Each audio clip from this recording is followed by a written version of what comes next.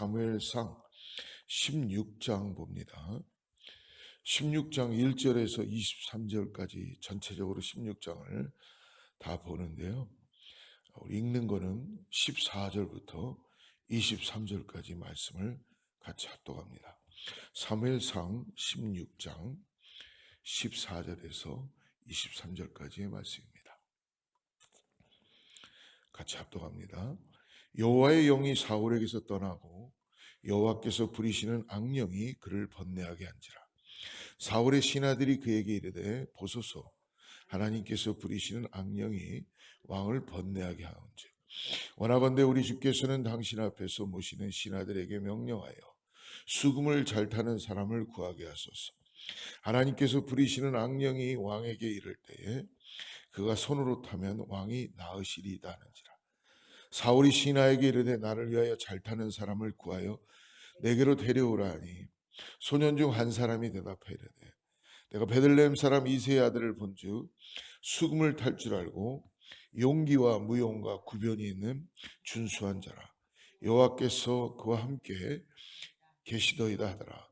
사울이 이에 전령들을 이새에게 보내어 이르되 양치는 내 아들 다윗을 내게로 보내라 하며 이새가 똓과 한 가죽 부대의 포도주와 염소 새끼를 나귀에 실리고 그의 아들 다윗을 시켜 사울에게 보내니 다윗이 사울에게 이르러 그 앞에 모셔서매 사울이 그를 크게 사랑하여 자기의 무기를 드는 자로 삼고 또 사울이 이새에게 사람을 보내어 이르되 원하건대 다윗을 내 앞에 모셔서게 하라.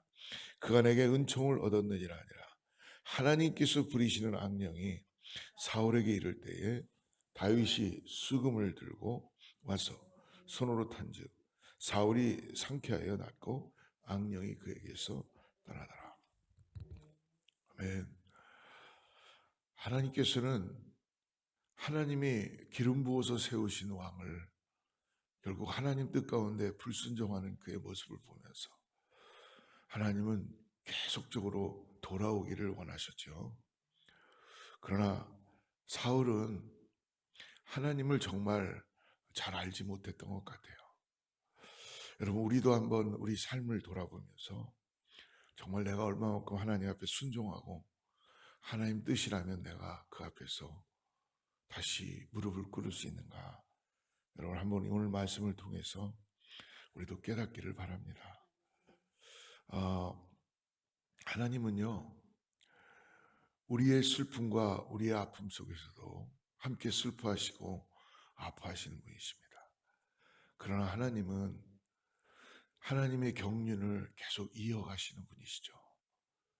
그래서 하나님께서는 내가 알파와 오메가요, 즉 시작이고 끝이다 라고 말씀해 주시는 거예요.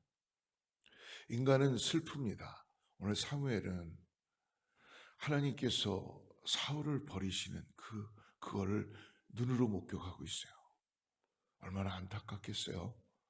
사무엘이 사울을 너무너무 위했고 사랑했고 친히 하나님의 그 뜻에 의해서 기름을 부었던 제사장이었어요. 또 이스라엘의 초대 왕이었습니다. 얼마나 사무엘의 마음에 인간적으로 사무쳤고 슬펐겠어요. 그러다 보니까 1절을 보면 우리가 읽지 않았지만 1절에서 이렇게 말씀하죠. 여호와께서 사무엘에게 이르시되 내가 이미 사울을 버려 이스라엘 왕이 되지 못하게 하였거늘 내가 그를 위하여 언제까지 슬퍼하겠느냐. 너는 뿔에 기름을 채워가지고 가라. 내가 너를 베들레헴 사람 이새에게로 보내리니 이는 내가 그의 아들 중에서 한 왕을 보았느니라 하시는지라. 하나님도 사무엘의 슬픔을 아셨겠죠. 그래서 사무엘에게 기도하게 하셨고 사무엘에게 특별히 하나님이 사울에게 계속 전하라고 말씀을 주시지 않았겠습니까? 그러나 하나님의 경륜은 우리의 상황과 우리의 뜻에 멈추지 않는다는 것입니다. 여러분, 우리가 하나님의 뜻에 맞추기를 간절히 이 아침에 돌이키기를 축복합니다. 하나님 앞에 내가 다시 나의 마음을 맞추고 돌이킵니다. 근데 오늘 사울은 어떻습니까? 여러분 마지막 절을 한번 보십시오. 마지막 절 23절에 하나님께서 부리시는 악령이 사울에게 이를 때 하나님께서 성령을 걷어가시고 악령을 부으셨대요. 하나님의 악령도 지금 사용하신 거예요. 왜? 비교하기 위해서. 악령이 사울에게 이를 때 다윗이 수금을 들고 와서 손으로 탄즉 사울이 상쾌하여 낫고 악령이 그에서 떠나가더라. 누가 떠나게 한 거예요? 다윗이 떠나게 했나요? 다윗이 수금을 기똥차게, 기똥차게라는 단어를 쓰면 안 되죠. 아주 멋있게 기가 막히게 타니까 악령이 떠나가요. 세상은 그래요. 점쟁이 찾아가고 누가 용하다 그러면 가갖고 그 사람 사기치는 말 들으면서 다 믿고 현혹돼가지고 사는 게 인생들 아닙니까? 여러분 오늘 사울이 정말 끝까지 실수하는 게 뭐예요? 죽음이 내 목전에 뒀는데도 깨달아야죠. 하나님 앞에 엎드려야죠. 하나님 앞에. 다윗을 부를 게 아니고 누가 수금을 잘 타는 애가 있느냐라는 소문을 들었다 그래도 그 아이를 찾아와라. 그래서 이새의 집에 가갖고 보내고 와서 수금을 타게 합니다. 하나님의 계획이었지 모르지만 이 숨겨진 사실에는 하나님 앞에 엎드려야죠. 하나님을 더 의지해야죠. 다시 하나님 앞에 주여 내가 범죄하였습니다. 나를 도와주세요. 비록 주님이 나의 성령을 걷어가신다 그래도 내가 주님을 다시 의지하기를 원합니다. 이 고백을 해야 되지 않겠습니까? 근데 사울은 끝까지 하나님을 모르는 거예요. 그러니까 용하다고 누가 수금을 잘 타는 애가 있다는 소문을 들으니까 그래? 한번 불러와봐. 자기는 살아야 되니까. 여러분 세상이 이렇게 돌아갑니다. 인생이 이렇게 돌아가요.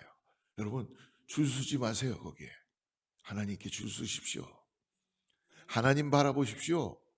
비록 내가 오늘 해결할 수 없는 문제가 봉착되어 있다 그래도 여러분 사람 의지하지 마지, 방백 의지하지 마, 점쟁이 찾아가지 말고 말 같지도 않은 말 하는 데 가서 내 인생을 맡기지 말고 하나님 앞에 나아가는 그런 우리의 마음이 되기를 축복합니다. 하나님은요 미쁘시고 의로우사 말씀드렸잖아요. 내가 처음이고 나중이야. 지금 이 역사 속에 지금 하나님의 일들이 일어가는 거예요.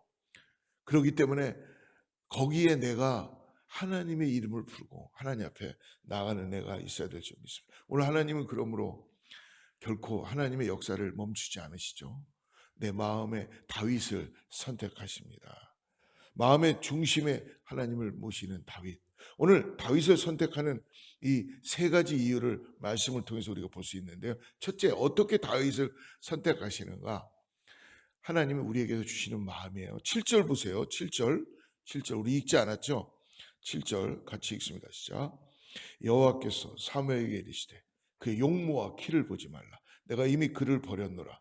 내가 보는 것은 사람과 같지 아니하니 사람은 외모를 보거니와 나 여호와는 중심을 보느니라 하시라. 사무엘이 이제 이새의 집에 가게 됩니다.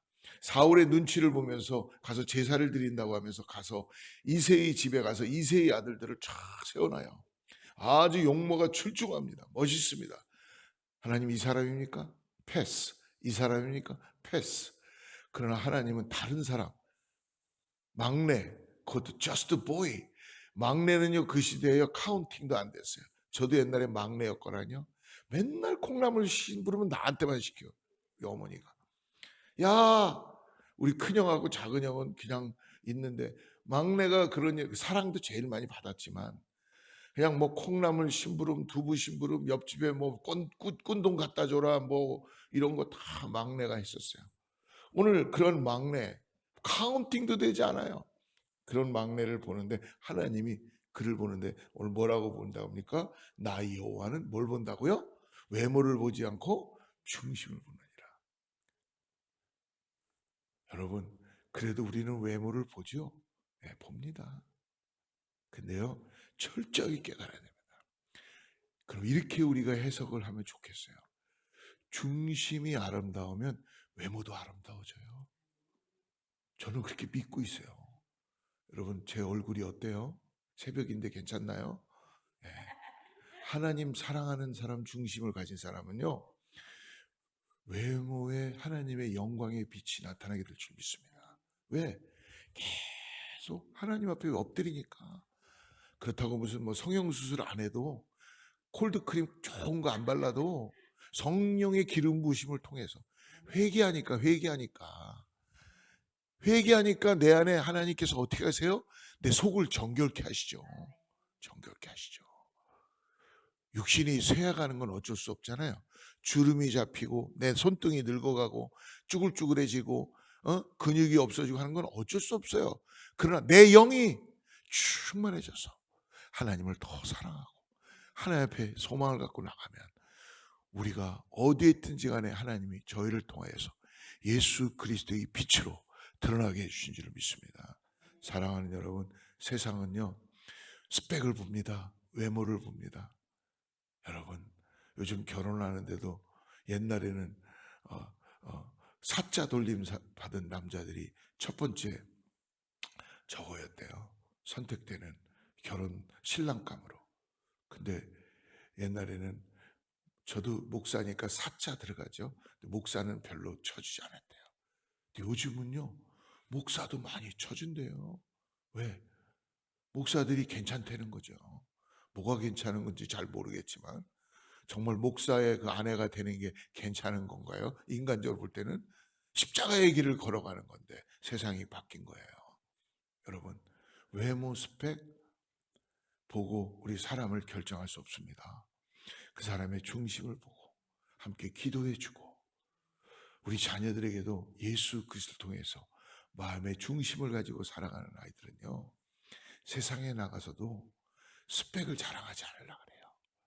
스펙을 쌓는 이유도 하나님의 영광을 위해서 하나님의 도우심에 의해서 쌓아져 가는 것을 믿으시기를 주로 축복합니다. 두 번째로 하나님께서는 오늘 11절 말씀을 보십시오. 11절 또 사무엘에게 이새에게 이르되 내 아들들이 다 여기 있느냐. 쫙 아들들을 세워놓고 보는데 하나님이 계속 패스하니까 사무엘도 당황스러운 거예요. 다 지났는데 없어. 어떻게 된 거지? 깜짝 놀라는 거예요. 뭐라고 말씀하세요? 이새가 이르되 아직 막내가 남았는데 얘는 카운팅도 되지 안 되고 그냥 저기 뭐 자격이 안 돼요 라는 거예요. 그는 지금 뭐 하느냐? 들에서 양을 지키나이다. 사무엘에게 이새에 이르되 빨리 사람을 보내서 그 아이를 좀 데려와라. 그를 데려오라. 그가 여기 오기까지는 우리가 식사 자리에 앉지 않겠다. 사무엘이요 한 번 저거 하지 두 번은 안 해요. 하나님 마음을 보는 거예요. 카운팅이 안 된 아이라도 버리지 않는 거예요. 혹시 하나님께서 그 아이를 지금 부르신다. 가서 좀 데려와라. 할렐루야. 여러분, 오늘 두 번째로 하나님은 뭘 다윗을 통해서 봤느냐? 신실한 사람이었기 때문에 다윗을 선택하시게 된 거예요. 이거는 우리들이 설교하면서 사용하는 내용이지만 생각해 보세요. 지금 이새의 아들들은 사무엘이 자기네 동네에 왔다고 자기네 집에 왔다고 여러분 제사장이 온 거예요. 난리가 나겠죠. 거기다가 또 지금 우리 아들들을 보면서 그러니까 얼마나 채색 옷들을 다 입고 나와서 서 있었겠죠. 저를 뽑아주세요. 저를 뽑아주세요. 근데 사무엘을 하나님이 패스. 왜? 마음의 중심이 아니구나. 근데 보이지도 않는 저스트 소년 보이를 저 들판에 있는 애를 하나님은 이미 보시고 불러오게 하라. 근데요 더 놀라운 건 뭡니까? 다윗이 막 뛰어올 때 그의 얼굴이 붉어졌다 그랬어요. 왜? 들에서 다윗이 한 게 뭘까요? 아버지의 양들을 그냥 치는 거예요. 냄새나는 양들을. 그러니까 자기는 지금 사무엘이 집에 왔는지도 뭐 알지도 못해요. 그냥 자기에게 맡겨진 일만 하는 거예요. 근데 다윗이 거기서 힘도 없는 소녀인데 뭘 했어요? 나중에 골리앗을 이길 때 뭐라 그래? 사울 앞에 나가서 내가 내 아버지의 양을 지킬 때에 곰이 오거나 사자가 오면은 내가 다 물리쳤습니다. 자기에게 맡겨진 일을 신실하게 맡으면서 아무에게도 드러나지 않는데도 거기서 하나님이 함께 하심을 인하여서 아무에게도 자랑하지 않는 다윗을 거기서 하나님의 놀라운 역사를 다윗은 이미 하나님이 함께하는 것을 다윗은 알고 있었다는 거예요. 수금을 어떻게 잘 탈 수 있을까요? 거기서 혼자 있으면서 양들을 보고 수금을 타주면서, 여러분 동물도요 음악을 잘 해주면요 그 앞에 한번 그 봤어요, 유튜브에서요. 어떤 여자분이 노래를 꺼 하니까 양들이 쫙 와갖고 거기 가서 쫙 앉아갖고 노래를 듣더라고요. 저도 한번 해보려고 우리 앞에 나오는 길에 여기 나무 위에 새들한테 제가 갖고 오면서 하거랑요. 들어요, 동물들도. 그 마음을 드는 거예요. 다윗은 수금을 타면서 동물들과도 교감을 하고 주님의 마음으로 하나님이 함께 하심으로 해서, 하나님이 나와 함께, 만군의 여호와가 나와 함께 함으로 인해서 나는 두려울 게 없다는 거예요. 달려오는데 제사장이 사무엘이 부른다니까 어린아이 마음에 도대체 이게 뭔 일인가, 성경은 그의 얼굴이 붉었다라고 합니다. 붉었다는 표현이 여러 가지가 되겠죠. 그만큼 순전한 거예요. 순전한 거예요. 저는 이 성경에 나와 있는 이 다윗의 소년의 이 다윗의 뛰어오는 그 모습이 선명하게 보여요. 땀을 뻘뻘 흘리지만 얼굴은 붉어져 가지고 얼마나 그 순전한 모습이 있겠어요. 그런 다윗을 보면서 사무엘은 하나님이 이자다라는 그 음성을 듣게 되는 거죠. 그리고 마지막으로 18절을 보겠습니다. 소년 중 한 사람이 대답해 이르되 내가 베들레헴 사람 이새의 아들을 본즉 수금을 탈 줄 알고 용기와 무용과 구변이 있는 준수한 자라, 여호와께서 그와 함께 계시더이다 하느라. 뭐예요? 이미 사람들이 여호와께서 그와 함께 하신다는 것을 알고 있는 것이죠. 준비된 사람이라는 것입니다. 저는 이 말씀 앞에 하나님 앞에 회개합니다. 부끄럽습니다. 그러나 오늘 하나님이 저와 여러분에게도 함께 하시는 것을 믿으시기를 죄로 축복합니다. 하나님은 결코 버리시는 분이 아니요, 하나님은 오늘 우리와 함께 하시는 것을 믿음으로 바라보시기를 축복합니다. 여호와의 영이 떠난 사울은 악령으로 인하여 고통을 받습니다. 사울은 신하들의 조언을 따라 수금을 잘 타는 사람을 찾아냈는데 그때 바로 그것이 소년 다윗이었습니다. 다윗은 이미 수금을 탈 줄 알았고 용사였으며 이미 준비되어 있던 하나님의 사람이었어요. 그를 주위의 사람들이 이미 알고 있었고 주위의 사람들이 그를 생각하게 되었다는 것입니다. 사랑하는 여러분, 오늘을 살면서 오늘 우리 주위가 우리를 어떻게 보고 있는지를 한번 여러분 기도해 보시길 바랍니다. 하나님은요, 하나님의 사람을 찾고 계십니다.